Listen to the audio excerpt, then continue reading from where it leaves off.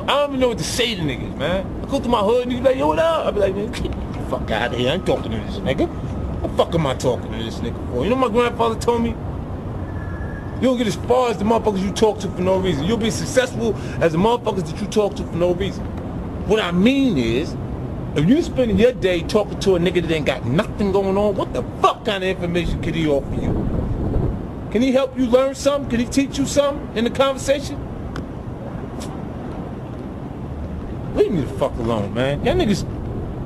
Like, I'm not a real religious person, but when your time comes, you go. I believe in fate, you know what I'm saying? So, we all here for a reason. Or then why would we be here, you know what I'm saying? There's babies that are born dead. And, you know, so they get to go from straight to heaven. They don't get a chance to sin. You know what I'm saying? So, while we here, I mean, figure out what your purpose is, what it is. If you're gonna get in the music business, who you know will put you on. And what you know will determine how long you stay once you get there. And when you're willing to go as far as further than the other guy, you always prevail. You always end up on top. It's like the kid in the schoolyard that doesn't want to fight always leaves with a black eye, because as soon as the other kid identifies he doesn't want to fight, he hits him. If you can find a nigga that can tell you that I own something, find one nigga that can say, yo, that nigga 50 owe me something, or he won't call you boo-boo because he wanna act like he knew me before we actually got on and shit like that. If you can find a nigga that say I own something, word to my mother, I'll give him whatever you say I own, but because I can't remember a nigga doing nothing for me, nigga. Well, see, ambition is not a learned behavior, it's a part of a person's character.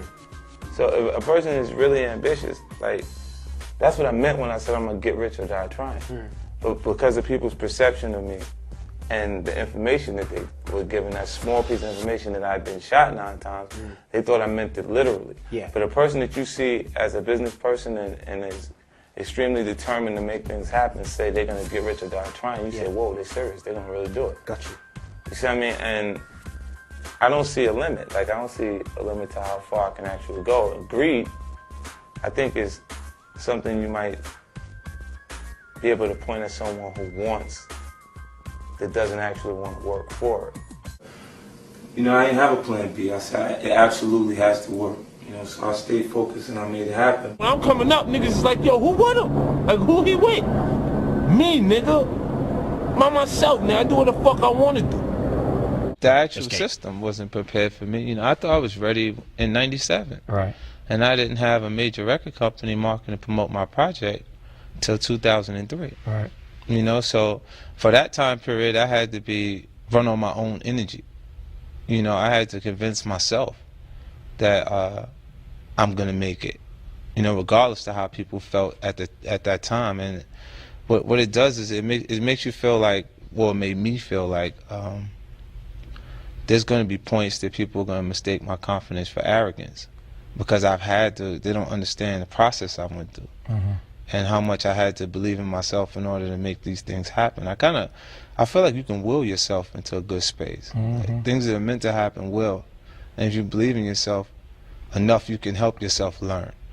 You can inspire, you know, yourself in different ways where you can actually discipline yourself. You know, to the point that you can become good enough. Like from '97, like when I started writing, it was full time. Like every day I was writing music because I had no choice. If I was gonna stop hustling, then how was I gonna provide or continue the lifestyle that I created for my son's mom, my son, and myself? And it was a time that I actually didn't have anything, because the things that I acquired when I was hustling, they kind of went away. I had to get rid of it in order to have enough to stay afloat. You know, and things don't happen when you want them to happen all the time. It happens when it's supposed to happen. When God has a plan for you to actually be successful, it'll happen for you. So you got to be persistent and consistent and work and work and work until it actually works. And that's why I was persistent enough and consistent enough to exist now. Feel what I'm saying? I'm back better than ever. On top of my game, even them country boys saying 50, we feeling your man. Capitalizing on the moment, he formed the group G Unit with 2 friends from the neighborhood. That's Tony Ayo. That's Lloyd Banks.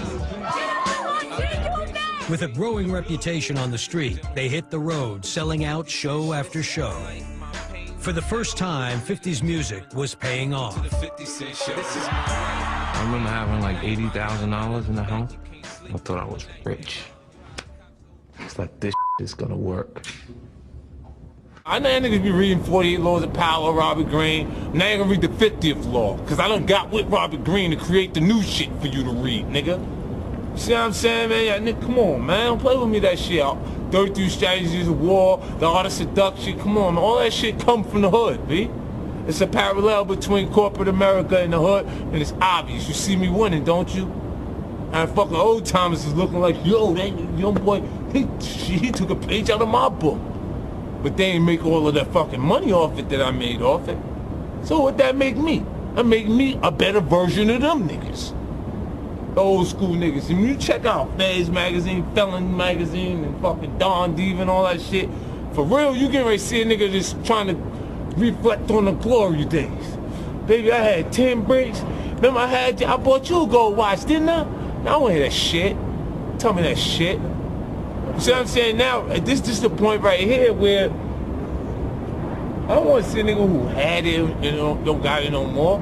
Really, I think them books is there in order to make niggas remember that shit, because they ain't ready to do that shit they did then now. You see what I'm saying? So now they want to reflect on that shit so they can make the young boys feel like that they that hard or that serious, so they put it in like that, and then they get the young boys to do anything. They ain't fucking doing nothing. You know, so like when I got a chance to talk to him, we even brought it down to the perspective of a person that's in a staff meeting that is watching someone else raise their hand to answer a question that they know the answer to. And that means that person deserves to be ahead of you in life, because your fear of being wrong at that point is not allowing you to create your value in the workspace. And it gives me a bigger responsibility, not just myself, but for other people, so they can have an example of how they can make it. And not living in a house with both of your parents isn't an excuse for you not making it, or not having anything initially isn't an excuse to not make it. You know, for me, I don't see, at this point, I tell them good luck if they think they can make me feel like I can't do something that I set my mind on. You know, because I already come so far from where I come from that it's impossible for you to discourage me. I've never allowed my fear to limit me. I'll figure out how to get past it. I think everything else is smaller. See, when the director yells cut, none of my things go away. The big house is still there, the nice cars are there, the attractive women are there. When he yells cut to them, everything goes away. They write the life that they aspire to have. So a man isn't as attractive as an attractive woman until he's successful and is publicly noted. So meaning the women that's in this room turn down men as much as I do it, turn down women at this point. But until you get up here, you'll never feel what it feels like.